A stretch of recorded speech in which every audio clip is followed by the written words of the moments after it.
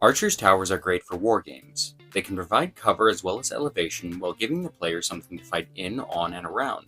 And if you place a miniature of a cow on top of one, it's a great way to raise the stakes in any game. With little more than a trip to the dollar store, a small assortment of paints, and the world's worst toothbrush, these towers can be made quickly and easily.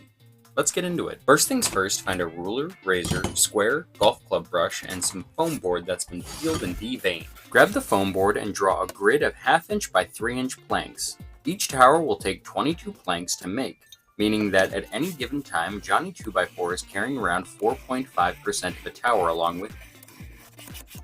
Take a moment to meditate on the dangers of bad vocabulary, recalling the time you were poisoned and your friend thought the only way to help was with an amusing story.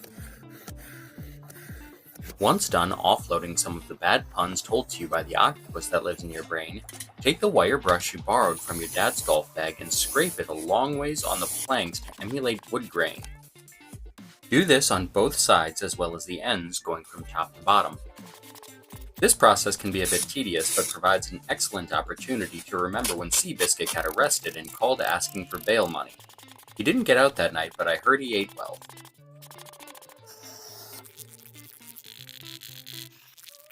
Once properly scraped, cut the planks apart, reminiscing about Domino's breadsticks before they sold out and switched to twists. Stack up the planks and scrape both sides, ingraining them with, well, grain.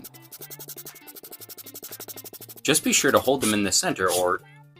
yep. Soldier on and edit out the 4 other times they exploded out of your hand like Gambit out of Shinders, and get out the hot glue gun, or as they call it in the hobby community, a hot glue gun. Start by gluing 4 planks into a square with one in the middle acting as a crossbeam. Glue 5 planks flat across the top adjacent to the crossbeam. Break one of the planks in half to give it some wear and tear. Next, grab 8 more planks per tower and sandwich them in pairs like the most underrated cookie from your childhood. Glue each fresh post into the corner of the tower and glue the crossbar to connect all of the posts.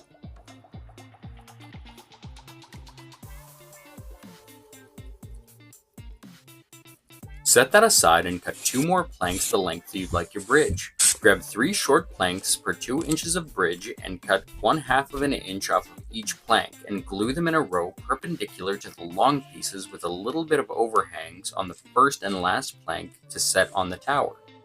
Once you reach a conclusion to the convolution, get out a mixture of Mod Podge and black paint and use a makeup brush with long soft bristles that you stole from your wife 13 episodes ago. Make sure to get the Mod Podge into all the cracks and crevices left by that golf club brush that you forgot to return. While half of that dries, use those long steakhouse toothpicks to make a ladder while learning that this kind of ladder and later ladder are spelled differently, rather than learning it after emailing your entire department at work with said mistake. Bring back the 2 towers like you're returning a DVD and finish coating with Mod Podge and paint, and then do the same with the bridge and set aside. Once dry, use Apple Barrel's chocolate bar mixed with a little bit of water to coat all 3 pieces.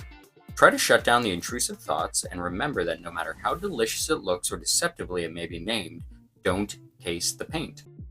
Also on the subject of chocolate bars, can someone please call Reese and tell him that he doesn't need to keep putting weird stuff in the big cups and that we like him for the way he is. Also, bring back Butterfinger Crisp. Dry brush with Apple Barrel's light mocha, but do it quietly enough so that your wife doesn't hear you and demand that you get her a coffee. If you want to avoid that risk and make the piece look more old and worn, use a light gray to dry brush instead.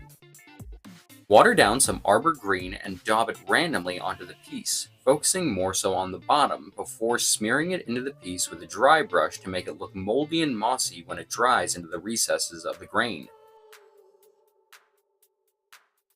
Lastly, after almost forgetting to bring back the ladder, soak it with some more chocolate bar that I can say with certainty does not in fact taste like a chocolate bar.